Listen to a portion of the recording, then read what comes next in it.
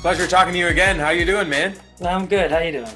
Oh, good, man. Just, finished watching that UFC Fight Night 5. It was a solid card for sure. I wasn't able to catch the whole thing. It was my grandpa's birthday, so, I was out and about. But one thing I was glad I caught before leaving was that Buckley knockout. My word. You called it yourself, mini Mike Tyson, but MMA version, kid came right? to play. Yeah, that kid came to play. What kind of stood out for you for that card? I think that obviously was a big one for everybody. What was really good about that is he says he practices that all the time. And when you were saying the Mike Tyson aspect of it, that's what he likes. Right? He likes to fight in close, likes to get some good counters in, maybe do some ducking and dodging. And I think Impa really didn't give him that kind of credit. I think he should have been distance fighting a bit more. Maybe even avoid trying to catch those things because you're trying to go in too. But really keeping that point battle going and not going in close to them would have been the way to go. But, then he learned. And that was kind of like just the camel that broke the straw's back. But if you're watching that whole fight, Buckley was landing big shots well before then, that was kind of just the final straw. But overall, that dominance by Buckley was pretty interesting to see there. And it's because they were fighting his game, that striking battle. The reason why my boy Kevin Holland knocked him out is because you got to be different with those strikes. If you're going at a borderline pure striker like that and then hoping to catch him the way he's trying to catch you, unfortunately, we know that Buckley had the power edge the whole time. And so I think that was where things were slightly inevitable. And I even said it, I think if he had any bit of a ground game, I would be taking Buckley to the ground nonstop. That should have been his game plan all along. That kind of leads us into, UFC Fight Island for this weekend. It's your birthday, so hopefully we're going to have a great card. Yeah, shout out LeBron as well, kind of impacting his greatness there, and congratulations to the Lakers on Kobe's season. But let's shift the focus, to your birthday fight card. And, are you ready to jump into this? Let's get it. Awesome. So, the first fight is Faris Ziam versus Jamie Mullarkey. So what do you got on the deck for us here? Yeah, so the thing I like about Ziam is that he's one of those French strikers that I've come to really love. If you remember our boy Yusuf Zalal, he comes from that similar cloth. We really do want to see what he's got from a ground perspective because Mullarkey's going to bring a very, very more polished MMA game. I think what we saw from him in his fight with Brad Riddell was heart. We saw his MMA skills in the beginning, but he started to get a little tired. It was a short notice fight. He started just throwing caution to the wind. And what do we know about those boys from, Israel's camp? They like to strike. And they're really good towards the end of the rounds. That's when they kind of show up and have the energy to keep going. And so, unfortunately, that wasn't his fight. But like I said, short notice. This could definitely be his fight. And I like what I see from the striking of Fares, but at the same time, I just think that all-around ability, especially towards the later part of the rounds, and if his coaches tell him, let's stick to this and not get sloppy towards the end, he's got a good chance of kind of grinding this out, maybe get a finish in the second or third. So right now I want to say from a lines perspective, Mullarkey's got to have the edge here, and I'm going to even guess a good minus 275 to a minus 300 favorite. Wow, so we're definitely going to find good value there because Mullarkey is actually just a slight favorite, minus 130. Beautiful. And, this is our type of fighter, somebody who can go the distance, start dominating the later rounds, kind of withstand the early blows. So, keep an eye out. I think we're going to end up taking Mr. Mullarkey here. So yeah, because, let's not take away too much from Fares because I liked what I saw in his debut. It was, again, another short notice fight. We're seeing such a huge domino effect for everybody nowadays. Absolutely. So everyone has to be ready at all times. So. Yeah, and so, he showed a bit of good defense, especially against the fence, against Don Madge. But again, I just think he's moving up a little bit here. I don't think it's going to be a similar fight for him where he can at least just defend. I think the offense that's going to be coming his way in Mullarkey, the gas tank that he'll bring to the table might be a little too much for him. And even with that extra time to prepare, it just might be a little bit too much of an edge. And you can see that in the odds too as well, right? It's not too much of an edge as I thought, but there's a clear edge there. Awesome. So we'll keep an eye out for that one. Looks like we're enticed by the odds. Second fight we're going to talk about is Khabib's cousin, I believe. Is that Khabib's cousin? My man Said, that is correct. Fighting Mark Striegel. So tell us a little bit about this one. Yeah, so Mark Striegel's actually fighting out of the Philippines. He's a champion out there. You know what? He's done fairly well for himself, but I think that record is very telling of the competition he's fought. I liked Said in his last fight. The one thing I thought 18-2-1 stands out to anybody, right? But if you even watch his last fight, it was a title defense against a very skilled and experienced Japanese fighter, and it was a no contest because of a low blow he landed on the ground. And watching that fight, I mean, did he have like a minus 300 edge in that fight? By no means at all. He looked like the athletic guy, and one thing I wanted to point out was he was absolutely shredded for that fight. And in this case, he's actually moving weight classes. And so I'm really curious how that weight cut's going to go for him against Said, because he's a featherweight champion out in the Philippines, but you know, he's now going to fight this man at bantamweight. And the thing with Said is, in his debut, the guy he fought, I have it written down right here, Ronnie Barcelos, he was actually the much quicker fighter, seemed to be a lot more versatile in striking, was willing to even go for the takedowns and take it to the ground. He didn't seem like he was fazed by anything Said threw at him. And so that was the part that really kind of shined for me. If you think of a Khabib fighter, right? That's not the first thing you think of. Forward pressure, avoid strikes, get him to the ground, don't let him up. It's not really what I saw from his cousin Said. And so right now, I still think these odds are going to be about minus 300, minus 350 in Said's favor, maybe a minus 250. But I think everything that I'm telling you is kind of by the book. Points that direction. You got the big name. You got the guy coming out of the Philippines. You know, trying to. People are going to see that last name and pound regardless. I can tell you right now, this dude definitely has an under 10% body fat, and he now has to cut an extra 10 pounds for this fight. So, I mean, there's a lot of things going for Said going into this favor, fight. Yeah. And you're right. I mean, you were spot on instinctively with your odds. It's about minus 400. Yeah. And we know, given that last name, you know, he's going to be pounded regardless. Exactly. So that's where I thought I was even giving a bit of edge to him. When I say him, I mean actually Mark. But unfortunately, it is exactly how I just described it. And unfortunately, like, we're going to try and see what we can get in terms of value. Like last week, the points, right? We took Lembekov on points, and that hit. And so little things like that, right? When you can see this kind of dominance, you know a guy is going to win. How? That's a great fight. Got to narrow it down or include it in some parlays. Perfect fight to try and do that over the course of the week. Perfect. And the next one we're going to talk about, you know, my apologies if I butchered this name whatsoever, but it's GADZHIMURAD Antigulov versus Maxim Grishin. Yeah, so GADZHIMURAD Antigulov, I like him as a overall fighter, fights out of American Top Team, so we know he comes from a good camp. To be honest, like 2 and 3 UFC fighter. Someone that's primarily a grappler. He can get gas towards the later rounds. He's got a bit of weight on him, right? So we know what he's bringing to the table in terms of, say, the first 2 to 3 minutes. And that's what I like about Maxim Grishin. Now, I saw him fight Marcin Tybura, and really, truly, yes. Like, the guy is we saw Tybura dominate this past weekend. Dominate Big Ben. And remember what I told you? With this guy, it's like, unless Big Ben's an underdog. Get nods? Yeah. It's like he knows in his head. He knows in his head, like, oh, no one thinks I'm going to win? Well, watch what I do. He's that kind of guy. And so at the end of the day, the way I saw the Maxim Grishin fight play out for him against Tybura was, you're moving up to face a very, very real heavyweight, and it showed. Whereas in this case, now he's back in his comfort zone, right? Back into light heavyweight. Great size for a light heavyweight, though. Absolutely shredded. Good size, good speed. I think that's what's going to be really coming into play here. I mean, even if this goes to the ground within the first few minutes, I think he has the ability to kind of get himself out of there. We've seen it against maybe not so many skilled grapplers and wrestlers like our boy Antigulov, but I think in this case, defending enough to make sure that this fight goes past the first round and to tell yourself that's all I have to do to potentially get a win here.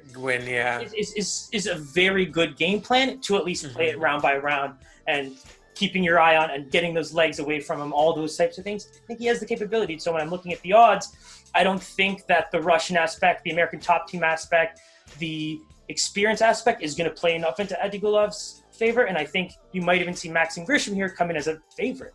Maybe a minus 150, minus 130 favorite. I'm leaning. So to be honest, I mean, it sounds like Vegas has very much a similar approach to this fight that you did in terms of how it can be dominated, because the odds are, closer to minus 400 for Maxim. Okay. They do believe, it's a matter of withstanding that first couple of minutes, and then it should be continued domination. So. And it's funny because when I throw a nod like that, that's clearly, I was very easily accepting the side odds there, and I think I wanted to take Maxim so badly.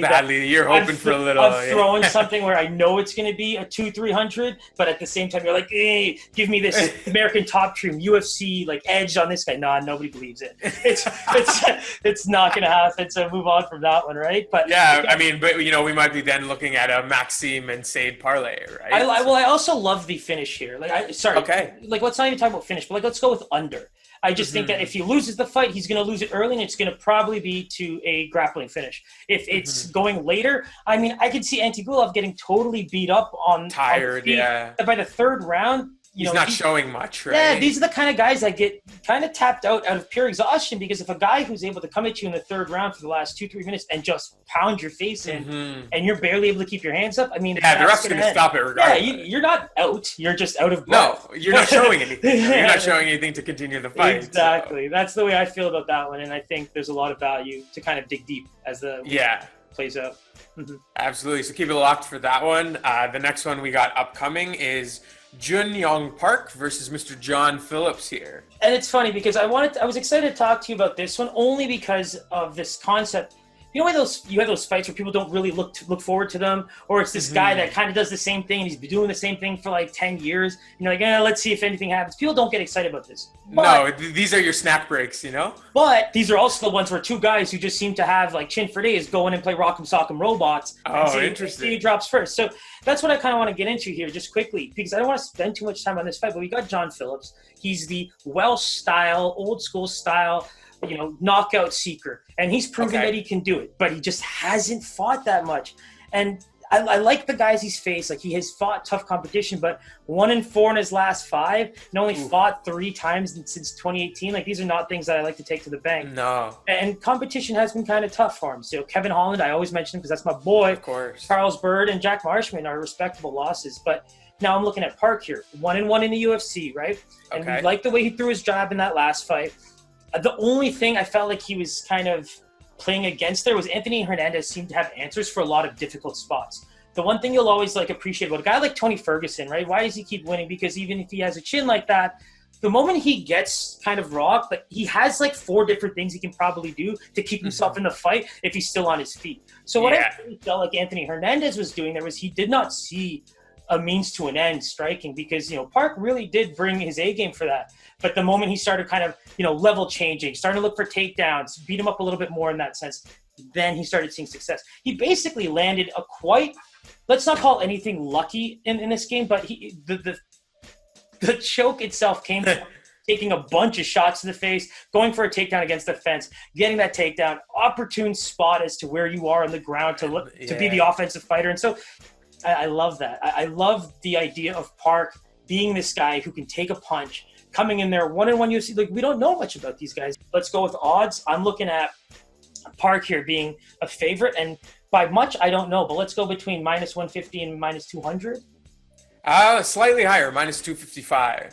Okay, so and again, that kind of goes back to what I was telling you about, Phillips just not being that active a fighter, tail end kind of guy. It's a very high risk reward type of fighting. And then the one-dimensionalness, right? Like, this guy, if I'm fighting if he doesn't get the knock, then he's more than likely to lose, right? 100%. If I'm a guy that has a lot of faith in my striking and all that kind of stuff, sure. Be happy, maybe try to spend a little bit of time on the feet. But if I also know that this guy is fairly bad or learning to be better at the ground, and I have the ability to get better very quickly, then I'm obviously going to spend a lot of my camp doing that. Yeah, that is definitely a means to an end. Gillian Robertson, our Canadian girl fighting Polana Botello, and give us a little information on this one. Definitely. So Botello, let's start with her, right? Because this is going back to these fighters that are seemingly getting an opportunity in UFC right now. They either haven't fought very much, but they're good fighters. So the thing I like about her is that she's actually gone. Let me quickly find this. 3-1 in the UFC since 2017. So that was what really stuck out to me when I was reviewing her as a fighter. Just the people she's fought, the things she's done, despite not doing it often, there's credibility there. And so it's kind of like opposite ends, right? Now let's go look at our girl, our sister Canadian fighter here, Gillian Robertson. Exact opposite, right? We liked Courtney Casey throughout this entire pandemic. That was a fighter where we saw her getting very, very good and maybe starting to find her rhythm in terms of building up some wins. And there goes Gillian, just completely, ruining that train for her. I love the way she's training, right out of American Top Team again. They have a lot of fighters going to battle over the last few weeks and probably in the upcoming months too. But yeah, they're an active camp right now, and the people she's getting to work with and to fight prospects like Macy Barber, like these are big. Like that was one of her big losses, and I think this summer she's just proven to come back from that really strong, taking on fights like Courtney Casey, coming out with the W. I just have to tell myself that this is a very visible favorite, and as much as I don't want it to be, I mean, I'm going to call close fight. Robertson has to get the edge here in terms of activity. So let's go with a minus 150 here, maybe a minus 130. 240 actually. She's 240, pretty heavy favorite. So Vegas clearly sees things the same way that you do, with her, recent history, fighting credible fighters, coming out on top. The odds are definitely in our girl Robertson's favor. So let's actually quickly touch on that, because it sounds like there's a lot of recency bias in this, and where I don't believe that really plays into our favor. We might have to start calling our lines based on that as well, and even maybe foreshadowing a bit of line movement, because I think that's going to play a huge part as experienced MMA gamblers and just pickers in general are going to start laying some rolling bets. in. Yeah, for sure. Perfect. So yeah, stay tuned for that one. Arlene is obviously the Canadian girl, but before we 100%. Lock anything in, we'll kind of post something for you guys. Big shout out to Cynthia Calvillo for beating both these girls, but let's see what happens. Yeah. Wow. Yeah. Nice little tidbit there. Yeah. All right, so the next one I know you're super excited about because there's a lot of uncertainty in this one. We got MATEUSZ Gamrot versus Guram Kutateladze. Okay, so I got so many things to say about this fight. I'm actually quite excited for it. So first of all, we were supposed to watch Renato Moicano fight Nurmagomedov Mustafayev. And that fight actually, Renato pulled out. And then our boy MATEUSZ Gamrot came in and replaced him. But then Mustafayev was like, nah, I don't want to do that now. And so he pulled out. And now our boy Guram Kutateladze has actually come in to fight on short notice for the short notice fighter. Wow, a lot of uncertainty on this one then. Yeah, and so the thing is, like, I don't even want to spend a lot of time here. We've seen Guram. First of all, Guram, remember my boy Giga. Of course. Underdog last week, we hit that. Same thing, Georgian kickboxer. So even if, like, you've seen Giga fight a couple times now, and so you can probably visualize the type of fighter I'm talking about. So he's even got some good defensive grappling. So the thing I love about Gamrot is we're talking about a double champ at KSW. We're poaching all of their fighters right now. All of their champs are starting to get a chance in the UFC. And so this guy's bringing in that type of weight to a short notice fight. And, let's just leave it right there. If Gamrot's not a minus 300 plus favorite in this, we're probably taking it. And, you called it perfectly, minus 295 for Mr. Gamrot. So I guess we're taking it. I mean, let's hope. It's technically under the 300. Yeah, and so here's my issue with that is the reason why I would actually consider taking this really quickly is that line can only move the other way. And so, like I said, I love Guram, but that's probably because of my boy Giga. He took that nice win last week for us, plus money. But again, does he have the same defensive grappling? Can he withstand the pressure that Gamrot comes with? Like, it's just constant pressure, and he can do multiple things. And so I just don't see that really playing out for him in that favor. And take a second. Doesn't it feel like we have kind of like a DBZ, like a Dragon Ball Z fight? Like, if someone said, I can't wait to watch Gamrot versus Guram, I'm thinking to myself, what planet? The names are just so perfect. Gamrot, Kakarot. Yeah, I'm fully expecting a cartoon bout here. So. It's going to be good. So that leads us into the next one. It's a welterweight bout between Claudio Silva and James Krause. So there's a couple things I feel bad for James Krause. So James Krause is a fighter turned coach, and he's got a lot of good fighters under his belt. Yeah, I've definitely seen him around quite a bit. He's in mostly in corners. And so he took this fight on short notice as of October 4th, I believe. So that's how short notice he's taken it. Wow. And you know what? Wow. Going against a ATT fighter that doesn't fight often, but look at this guy's record. You look at his 14-1 MMA record, and you're thinking to himself, how can I not? And I just feel so bad for Krause because he's coming in here probably trying to work on his grappling for sure before this fight takes place. He's going to have a good ability to distance strike, and that's what I like about it. If he can carry that fight through, there's a good chance. But again, Claudio seems to be the guy that likes to push forward. He's going to bring that energy, especially in that first round. And so if you can't withstand that, that's going to be a heavy problem. 5-0 in the UFC dating back to 2014. This guy is just bringing everything. Got wins under his belt against Leon Edwards. These are huge names. And he was a minus 550 going into his last fight against Cole Williams and finished that in the first round. And so that's where, for me, looking at this, even though Krause is probably I wouldn't call it the toughest, but in terms of activity and where Krause is at in his MMA life. Career. Yeah, this is a really good matchup for him to see how he can compete against the guy who's just around the game so much. Yes. Whether it's as a fighter or a coach, because you're definitely not. You're training for sure. I can see that, but you're not taking fights on a regular basis through the UFC. And so, by the looks of it, it's not a guy who couldn't. He was very active in terms of UFC fighting, like 5-0 since 2014. Like those are all the fights he's taken. So that's what's telling me. Like he's choosing to fight right now, which tells me like I might have to choose to take him.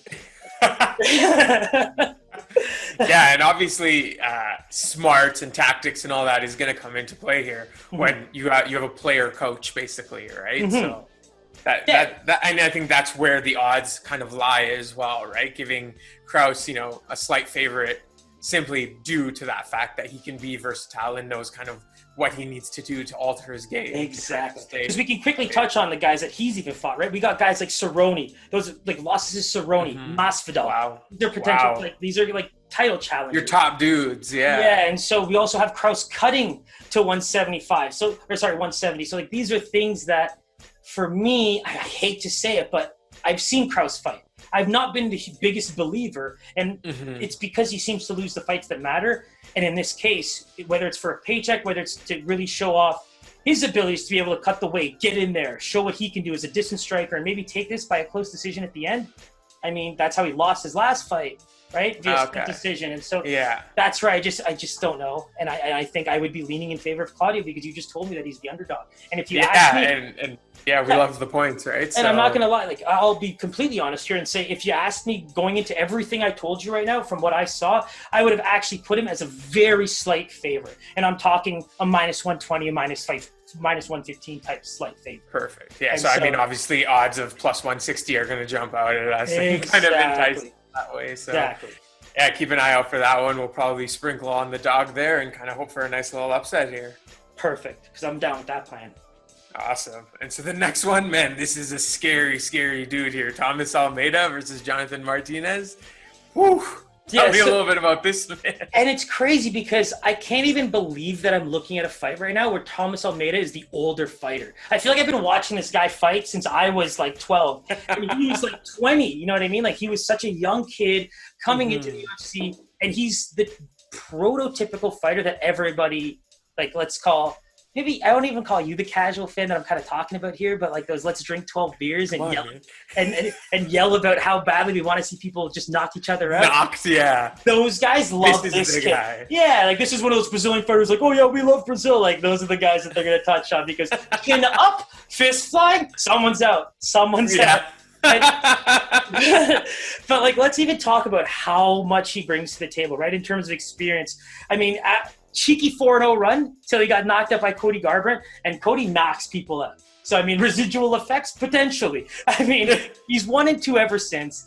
I think, he beat Alberto Morales in a beauty second-round finish, but again, these are not the names we expected him to face this late in his career. So now he's 29, taking on a guy like Jonathan Martinez, who had a great showing against Frankie Saenz, but Frankie Saenz is not much to talk about anymore. Yeah, and I saw that third round, and the main things I took away from that was, Martinez's ability to push forward and keep the pace going. These are the kind of things we want to see from a fighter who is most likely going into this fight as I can only imagine a +200, a +190 underdog. There's no way I can see from a Vegas perspective him getting the edge because of just how little he's done and how much people have maybe been looking forward to Almeida fight and even the past body fights. Of work. Yeah, the body of work for Martinez just isn't there, right? Yeah, Jimmy Rivera and Rob Font are massive losses, but those are some of the biggest names of that division, and I love Jimmy Rivera. He's one of my favorite fighters, and it's because Marias, Aldo are the types of losses that he's taking on. So imagine the type of caliber of fighter that we're talking about when it comes to Almeida and his rise. Yeah. The credibility is just there. And, we're actually going to see a little bit of value here, actually, because he's only a -155 favorite. So that is something kind of to keep out for us. We seem to be pretty high on Mr. Almeida here. And, those odds are pretty enticing, would you not say?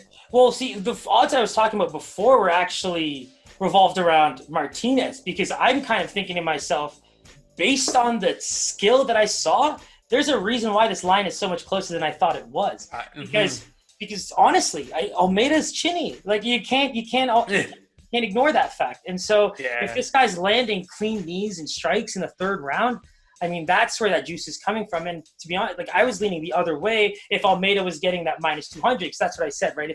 If this guy was coming in as a plus 190, plus 200, Some good value there. I'm enticed to take him.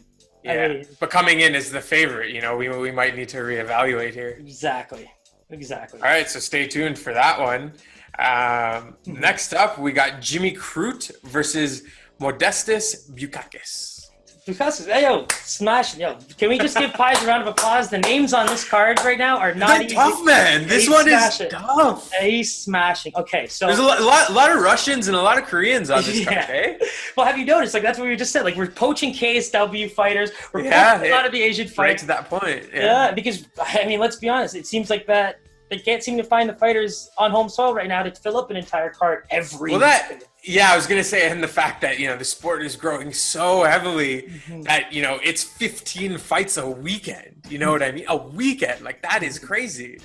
And to be like, they average between, I would say, 9 and 13. So they're getting very close to, like, the thresholds that they want to hit. And that's the best part that I have to give a round of applause to Mr. Uncle Dana, because he's really he's putting it in. Especially in such a, like, volatile sport where, you know, dudes pull out, dudes get injured, they don't make weight. There's just so many moving pieces. The fact that you can continuously bring us this consistent product, that's very impressive. And that's where a lot of people... in Abu Dhabi as well. No, that's where, like, they're saying a lot of other sports can take a bit of, you know, notes from the way... Yeah, take a page out of Dana's book, man. The NBA did very well with that, too. I mean, they were not letting anybody leave Disneyland. And who wants to leave Disneyland? Disney World.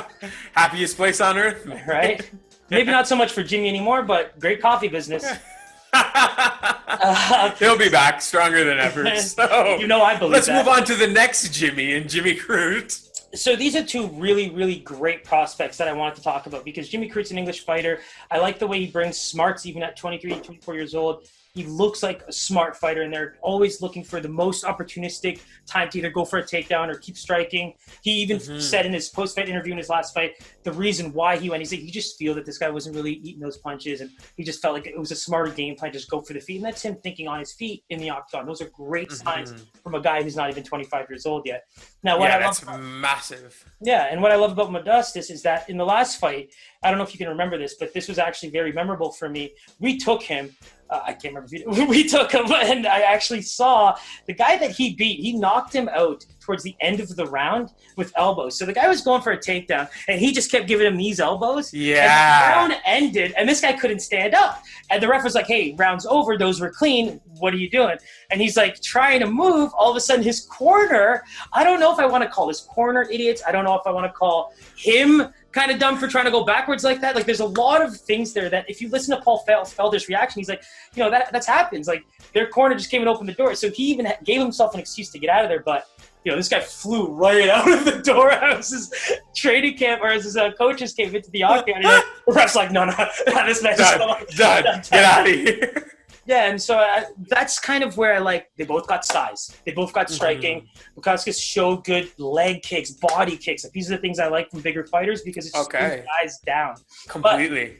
But I can't see Jimmy Crute being anything less than a minus 275 to a minus 325 favorite.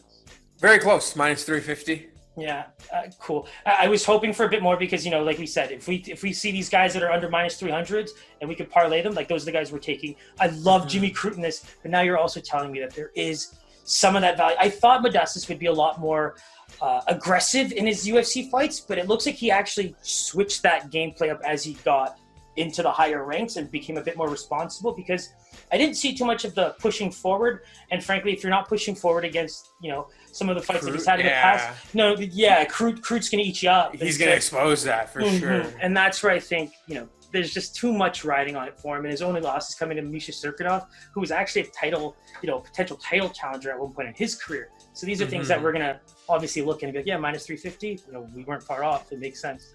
Yeah, so stay tuned for that one. No real side right now. Upcoming, we got Jessica Andrade versus Katlyn Chookagian.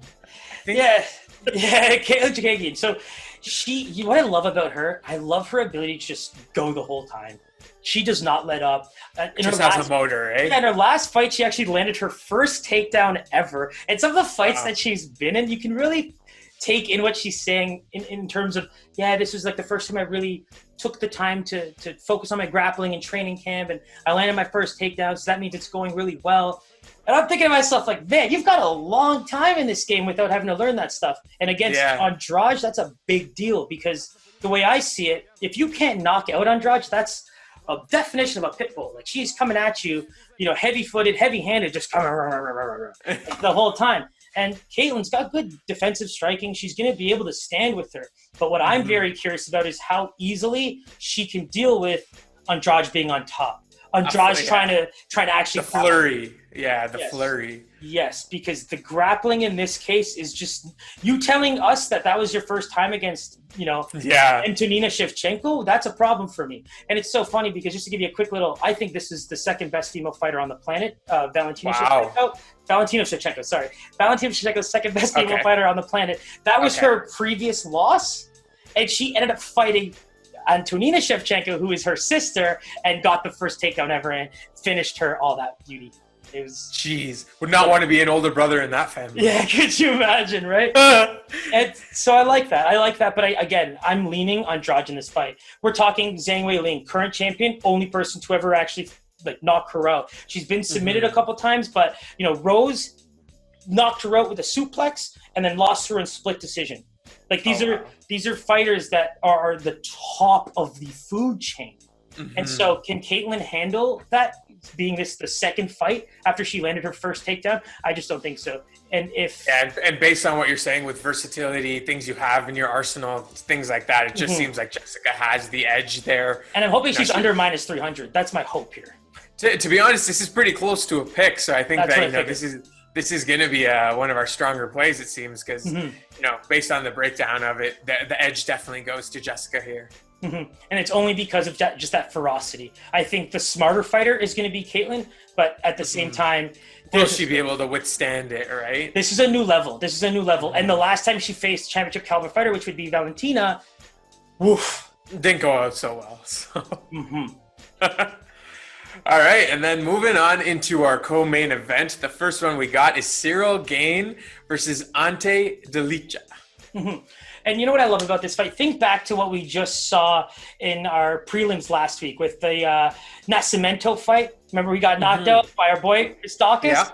Yeah. So think about what we went into thinking. Which was a great knockout, by the way. Great knockout. And those guys look fairly out of shape for the weight class. Yeah. You know what I mean? Oh, yeah, absolutely. They look extremely out of shape, but that dude Christakis can throw hands. That is it. He can throw hands, and he's quick for hands. He had a cool little story. He's, what is it, Philadelphia PD there? Yep, exactly. Yeah, that's a pretty cool story. Yeah, we kind of made that semi-joke last week. Part-time police officer, part-time MMA fighter. I mean, there's really no part-time there. He just seems to be kicking the shit out of people, on a regular basis here. But what I like about these guys is the exact opposite, man. We're talking, solid abs of steel at 230, 40 pounds. Like, these are guys that can go. Clean-looking dude. I love this fight when it comes to the heavyweights. We just talked so much about the Christakises and the Nascimentos, who are a little out of shape. But look at those hand speeds. Like, they are very misleading in terms of heavyweights. Nascimento, if it went to the ground, we might have seen some of that speedy grappling. But in this fight, oh my God, we're talking about some absolute beast athletes. Beast. Great striker. Yes. Ciryl Gane is just one of the best prospects in the UFC heavyweight division. And I think this fight is going to be a lot tougher than people think. And I know that's going to show in the odds. I'd refuse to believe it doesn't. But Ante Delija. So I want you to actually pull up a fight with him and Marcin Tybura, who you're very familiar with now. Oh, yeah. Yeah, and so they had actually a really good exchange going into that. Like, that first round was really nice. And I kind of want you to just fast forward to 3 minutes and just kind of see how that last minute really played out. It's tough. It's tough to come back from that. He did as a heavyweight, and he absolutely dominated in the KSW. It's just, he looks good. He looks good. He looks the part. He looks like both these guys have not passed the age of 33, 34 years old. So they're in a really good place for a heavyweight fighter. And I think win or lose for even Ante Delija, who's taking on such a massive, prospect in Ciryl Gane, he's got a future in the UFC. And I think that's what they're looking for when it comes to some of these bigger boys. Yeah, absolutely. And so, yeah, just checking him out. He's looking clean here. He just got knocked Did he get knocked though? Did he get knocked though? Yeah. Are you sure it's knocked? Oh. Gruesome, bro. Man.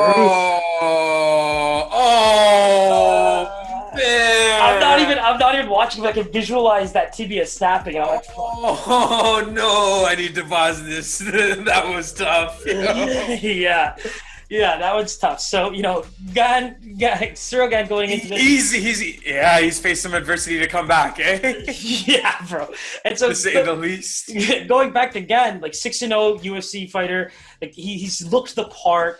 I just think that this will be probably one of his better showings in terms of just rising the ranks, because no one really knows about him yet, but we got him as a co-main event here.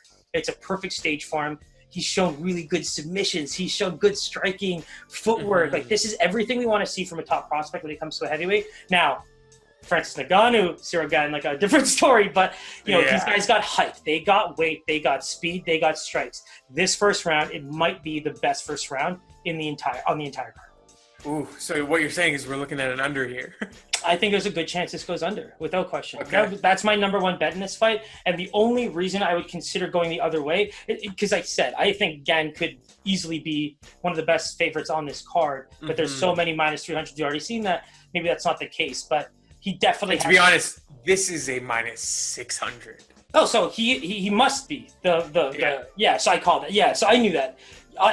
Man, Pies, if I could tell you in terms of hype, athleticism, history, the amount that this guy's talked about, and now going into this co-main event, I mean, this is going to be an exciting dude to watch. Eh? It's a big deal. It's a big deal. But what I'm also telling you is, like, here's a bit of background on Untitled Chapter to be like, wait a minute. This is crazy. Don't count him out. Man, he looked great against How many times has he fought since that leg injury? It is 3 straight wins. And his last one was against Ollie Thompson, which is some of the fight highlights that I took a look at. And he finished that in the second round with a good takedown, good ground and pound. I enjoyed watching that fight. And it told me, like, holy, after watching that highlight of Tybura and then watching this, it's like, man, you really put in that work over that next like 3-4 years. And he's going to have a fighter's chance, Yeah, because he fought within 3 years. Heavyweight bout, So I'm really excited to see what comes of this, because, taking the under, maybe a sprinkle I can't wait to see that one, man.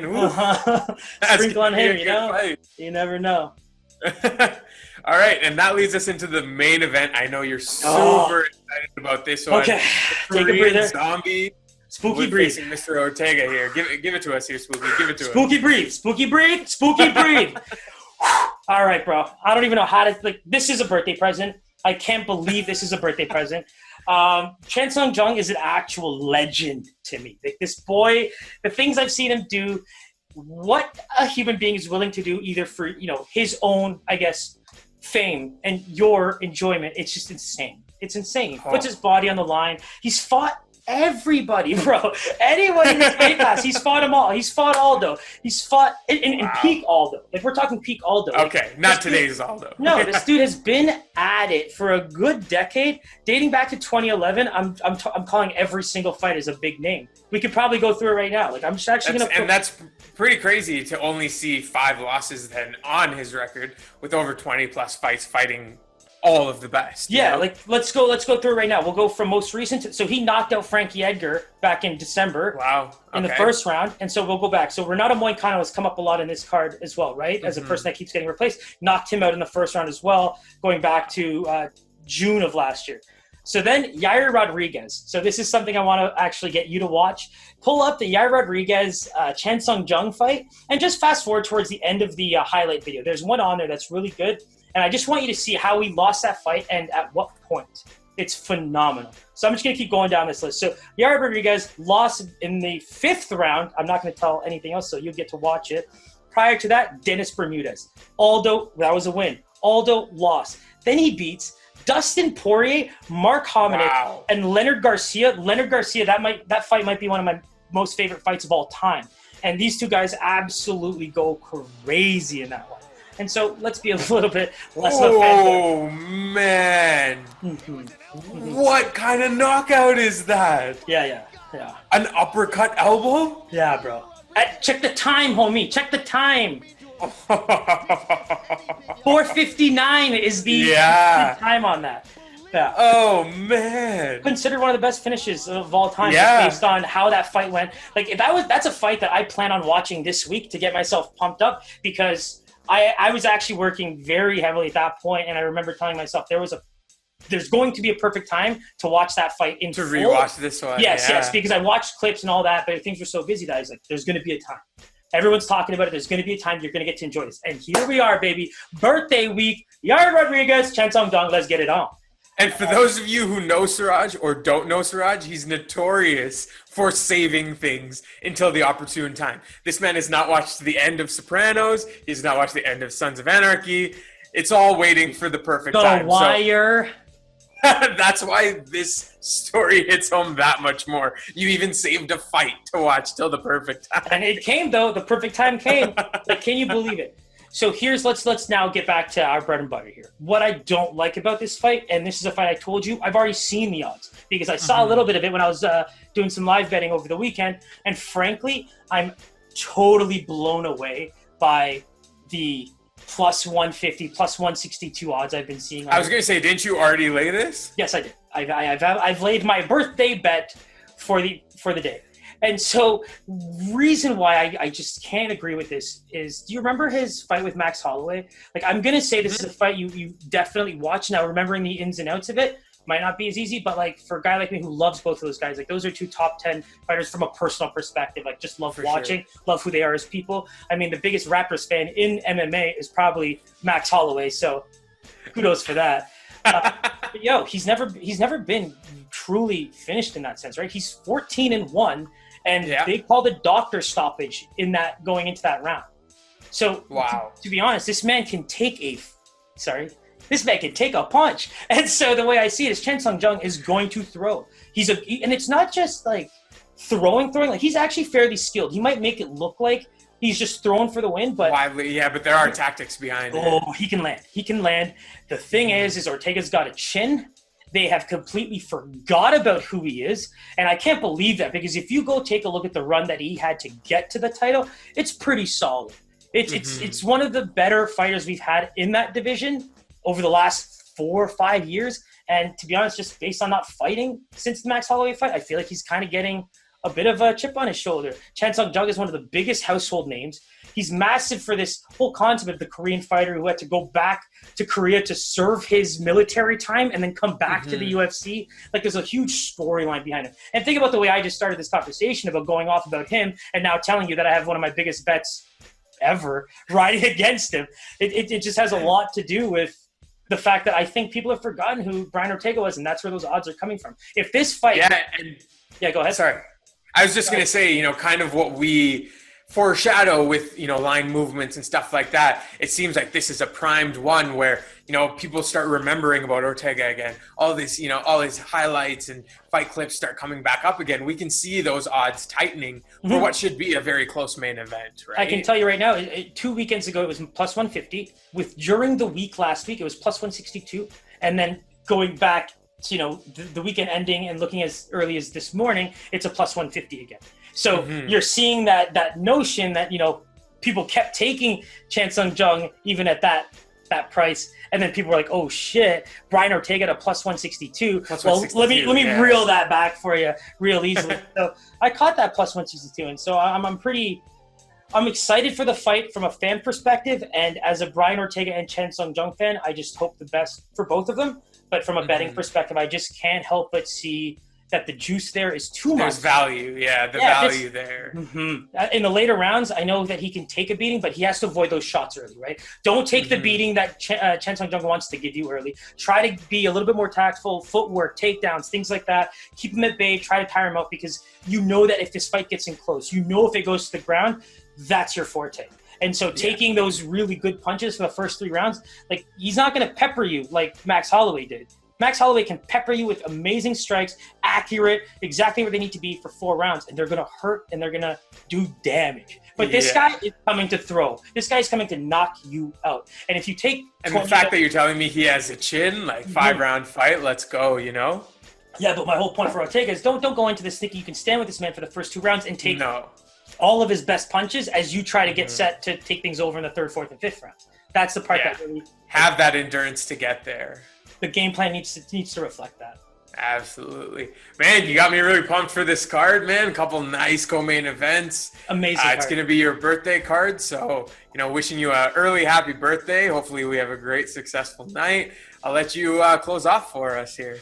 Yeah, so I mean, let's take a quick look at the YouTube page. Subscribe, like, follow, do all of that great stuff for us. We're on Instagram. That's where we're going to see our final picks go up in terms of graphics. We are finally going to be working on a Friday to Saturday video after the weigh-ins, after the face-offs, to basically explain the picks and then have them up ready to go by Saturday. No waiting, all the information you'll need.